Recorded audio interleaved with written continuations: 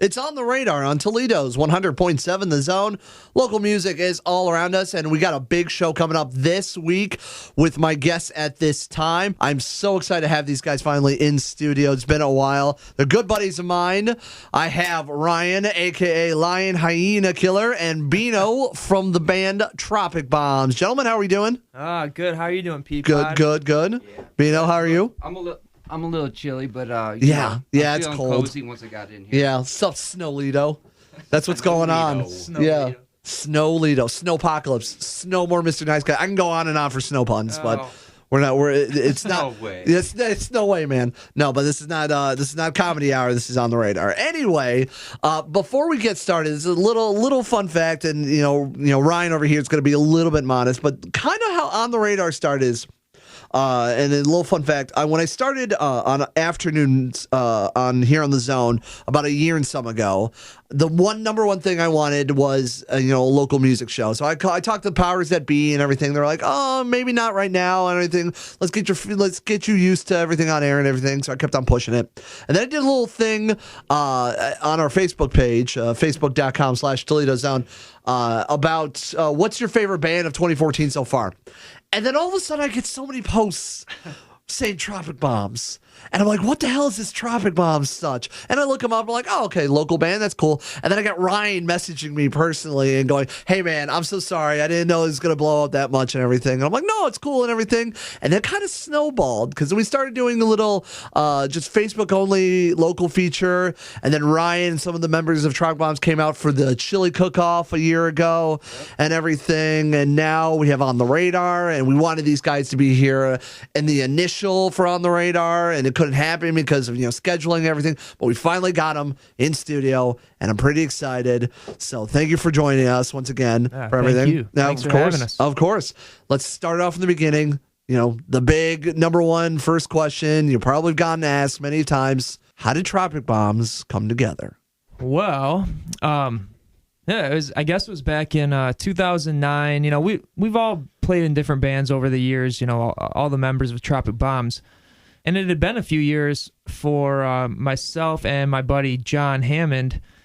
We just decided to start jamming. We hadn't been in a band together for a few years. And one day he was over at my house, and we like all different types of music. Primarily, we're rockers, but he was playing a little reggae riff, to mix it up, right. And I was jamming on the drums. He went to switch over and forgot to he clicked his distortion or something while he was still playing the reggae riff. Right. And anyway, what happened was it came out with this weird riff that was a reggae riff, but it was super heavy. And I thought it would be funny because you never really hear heavy reggae. So I started doing the double kick drum, and it kind of sounded like metal reggae. And we started laughing, and we're like, wait, that was actually kind of cool. So we kind of started right there working on a song without any intentions of turning it into anything. Right. And I guess long story short, over time, we turned it into a full song. It was just the two of us, but I have a studio, so we were like, let's see what this can come out to be. And we started showing some people, and over time, people were like, well, you guys ever going to play live? And we're like, well, no, because there's only two of us, and, those years are probably behind us. Right.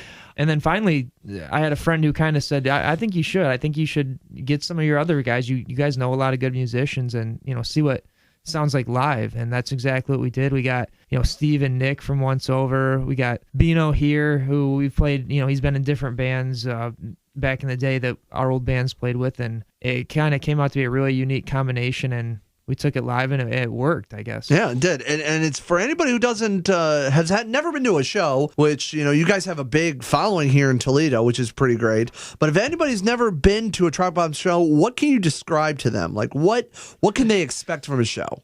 Anything and everything. I mean, we've been playing shows in this band since 2011. So not that long, but a good few years here, and we've had everything.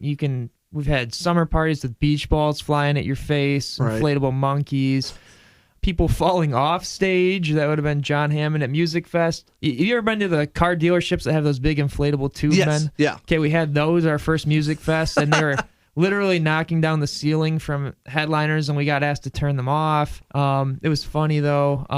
I actually proposed to my now fiance on stage. There's been a lot of crazy things happen. I mean, the fans are such a big part of our shows that whatever the fans do, we kind of react to, and it just kind of morphs how the shows go. So like you said, there's a lot of different people that come out to our shows, and they kind of help make it what it is. So really anything and everything. So taking reggae and putting with the energy of rock and a little bit of metal, and you put them together with a whole lot of fan-fueled fun. Say that 3 times fast. And you have a show. You have a Tropic Bomb show. And one of the big shows happening coming up in just a couple days away, the day before Thanksgiving, one of the biggest bar nights of the year, happening this coming Wednesday, November 26th. It's the Tropic Bombs Dysfunctional Family Thanksgiving with Stretch, Flat Earth Agenda, and previous On the Radar guest, Edgewater Drive. And what made you guys choose these bands? Well, we've actually never done a Thanksgiving time show. We pretty much, it seems like our shows for some reason revolve around holidays for some reason. Right. But we've never done a Thanksgiving one. And I kind of thought, we have we're friends with a lot of guys in the Toledo music scene. Obviously we play a lot of shows with Once Over. We wanted to do kind of like, I guess, at least for me, every time there's a night before Thanksgiving, I end up getting stuck out at some bar I don't want to be at. Right. With a bunch of people I maybe don't really care to be with. So I wanted to kind of have a thing where we get a bunch of our friends and just have a night of jamming and music on that night. And I guess in different ways, each of these other acts we know on a personal level and we've been friends with. So we wanted to just have a bunch of our friends playing music. So, I mean, that makes sense. That's what Thanksgiving really is. Bring all the friends and family together and enjoying each other's company. And now add music to that. And now you have your big show coming this Wednesday. Yeah, and we wanted to make sure we made it free because, like you said, that's what Thanksgiving's all about, being thankful and, for what you have. And we love our fans and everyone who comes out and supports us. So we wanted to do a free show as kind of a thank you for them. Now, I always wanted to ask this question. Obviously, you mentioned before that Steve and Nick from Once Over, who we've had on the show before, and you hear their interview at our website, ToledoZone.com. They're from Once Over, and Once Over has kind of been around a little bit longer than Tropic Bombs. Yep. But, and a lot of the shows you guys play together, obviously, because good part of the band in Tropic Bombs are in Once Over. Why hasn't there never been a song or two collaboration between Once Over and Tropic Bombs? I always wanted to know that. That's a good question. I don't know. I mean, we've thought of different. Well, I don't know what do you think? I think it's the sheer fact that nobody would fit on stage.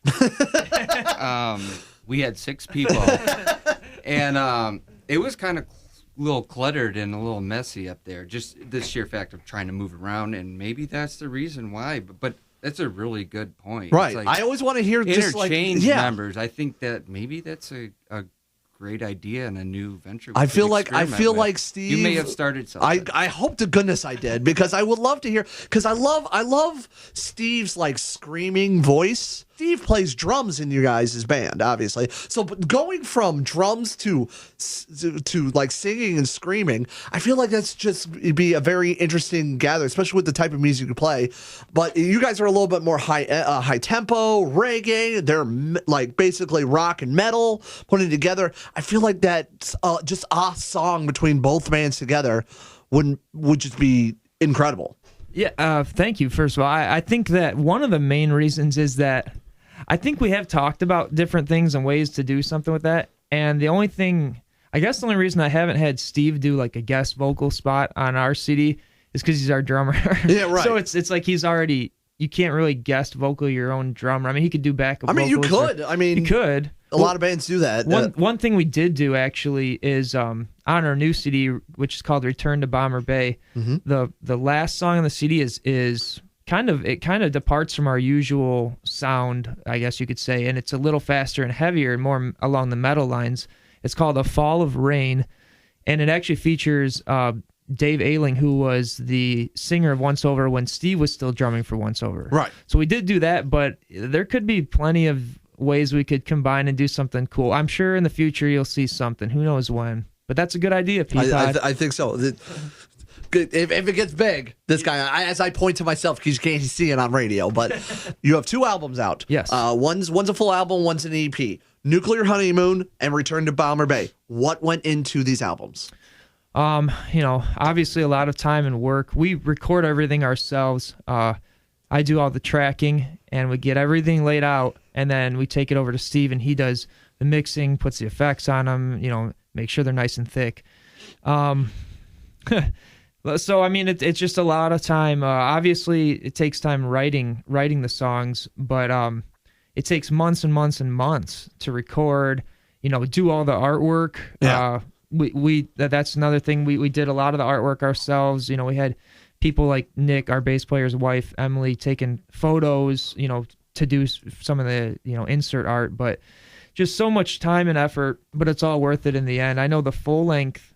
You'd think it would have taken longer than the EP, which I'll let Bino talk about the EP, but we kind of did them a little differently. See, the full length Nuclear Honeymoon, we had most of the songs written before we went into the studio. We'd been jamming them forever, so it was pretty easy. We went in, we knew exactly what we were supposed to do, what we were supposed to play, and we added a little thing here or there, but we pretty much knew what we were supposed to be doing. So it was a little bit different though with our 5-song EP we just did. So I'll let Bino tell you about that. It was a little bit of a different experience. Yeah, and that just came out this year, right?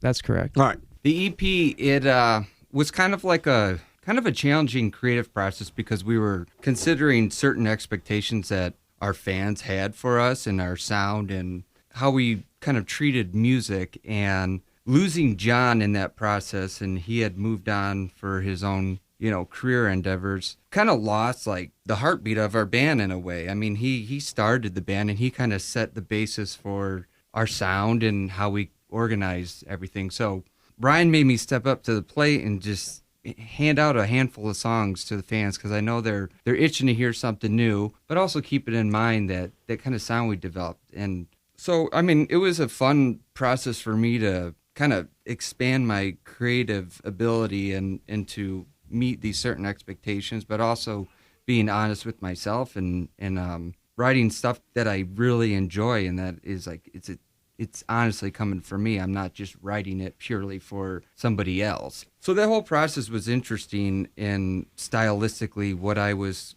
presenting to the table, collaborating a lot with just Ryan and I, sitting down and really like hashing out these pretty like basic, it's kind of light songs. I was playing clean guitar and Ryan's just improvising melodies on top of it. And then slowly, like, the funny thing about it is once we actually started going into recording, a lot of the songs were underdeveloped. They were almost like sketches on it. So you're almost going into the newest EP blind before you even started. Yeah. And maybe we had 2 songs that were actually fully completed. It was a big challenge in the studio to not only bring all these songs together, but then following tracking and all that, and coming together as a band and like, can we pull this off? And you pulled it off. You guys had a Kickstarter and a lot of people donated to it, myself included, which was fun. Yeah, thank you, people. Yeah, of course. A lot of these local artists I believe in. And I love seeing the scene here, especially with this show. And I've said it before in previous interviews, and I'll say it every time, is like this local scene is filled with people that love their city and love doing what they're doing. It's having actual Toledo pride. And I know, Ryan, you and I have had discussions about this, about certain people not having necessarily the pride in their city. And what do you feel about Toledo pride? Like, why do you believe in this city and this music scene? I grew up in it, and I saw what it was back in the day, and then I saw a period of time where it seemed like it was dead and non-existent, even though it wasn't. There were people still working in the background, trying to keep it alive. And then I saw kind of a resurgence. I mean, I've seen so many different, talented individuals, groups come out of Toledo or just stay in Toledo, which, people act like staying in Toledo is a bad thing. I guess it all just depends on what your goals are and what you want. I guess musically, I can't help but feel a loyalty to Toledo because, like I said, our first bands were all here. It was people in Toledo coming out and, coming to our shows and making it worthwhile. It was promoters in Toledo, some of whom are still booking and doing things in Toledo. Mm-hmm. How could you turn your back on? How could you go and, say you're from another? I've seen people say they're from other cities when they're from Toledo, and it's like I've seen them come back to Toledo and say that they're from another city, and I couldn't do that because, one, you're not fooling anybody. 2, everyone there is there to support you, and they're all from Toledo, and there's nothing wrong with Toledo. I've had some of my best memories in life in Toledo on a stage at a place like Frankie's or Headliners, or, I guess that's where it all stems from for me. In different bands, we've played shows in different cities, and I mean, you could have awesome shows in other cities, but you're never going to have the same type of feel as when you play in your own hometown. You're just, it's something totally different. And I'm sure it's just like, a sports team playing, they got their home field advantage. You got people that are just, they know more about you. They care more about who you are. They're longtime friends. It just makes it so much more interactive and meaningful, I think. Let's switch back to the music. We're going to play one of your songs. We've played here before. Get Up Out It. That's off of Return to Bomber Bay. What went into this song? Well, the song was kind of conceived around a very kind of simple, funky upstroke guitar chord progression, and I don't know, it was just a process of layering other things down. A nice little flowy bass line with some sprinkly, shiny lead guitars. I love the adjectives in this. Yeah, I try to be very descriptive. Yeah, what is it about, Ryan? Well, this song is actually, it's a simple message. Whatever position you're in, you may not be happy with it, but everything passes with time. Time heals all wounds. You can get out of any situation, whether it's a job you're stuck in that you're unhappy with, a relationship. You might just have a flat tire and be late for work. And it's a lighter-hearted, it's not a super serious song about oppression or anything, but it's a lighter-hearted song about, oh, this is a frustrating situation, but, we'll get out of it. Obviously, Get Up Out It had a little more catchy feel to it than saying, like, I know we'll get out of this. Right. So we kind of went with that, kind of matched the beat. But, it's a simple song just about, you'll get through it. That's basically the meaning of it. If we want to get a hold of Tropic Bombs, how do we do so? How do we interact with you? Best way is just to come out to our shows, come up to us, say hi. We're always around, from before doors even open until after we get off stage. We're trying to talk to everybody that we see because it's a fun time for us. If you can't make it out to a show or you have questions about a show, you can go to facebook.com/Tropic Bombs. You can direct message us there. You can comment on our stuff. The best way through Facebook or just coming out to shows. And one of the big shows, it's a free show. Free this Wednesday. Tropic Bombs Dysfunctional Family Thanksgiving this coming Wednesday, November 26th with Stretch, Flat Earth Agenda, and Edgewater Drive. And then before we start playing your song, what is in store for the rest of the year of 2014 into 2015 for Tropic Bombs? This is actually the last show that we have confirmed right now and scheduled of the year. So I think the rest of the year we'll probably be kind of planning what's coming for next year. Our drummer just moved to Fort Wayne. So far, there's no signs of us slowing down. We might be trying to go do some shows there, and there's a whole lot of possibilities. I know we want to write some new music, and like Bino said, you don't know what type to expect because it's whatever each of us is feeling at the time. So probably expect some new music. And maybe even like a new music video or something. I just signed Bino up for that. He does a lot of our video work, well, pretty much all of it. So, Bino, you want to add anything onto that? Amen, Jesus. All right, amen, Jesus. It's this week's local music spotlight. Tropic Bombs, Get Up Out It.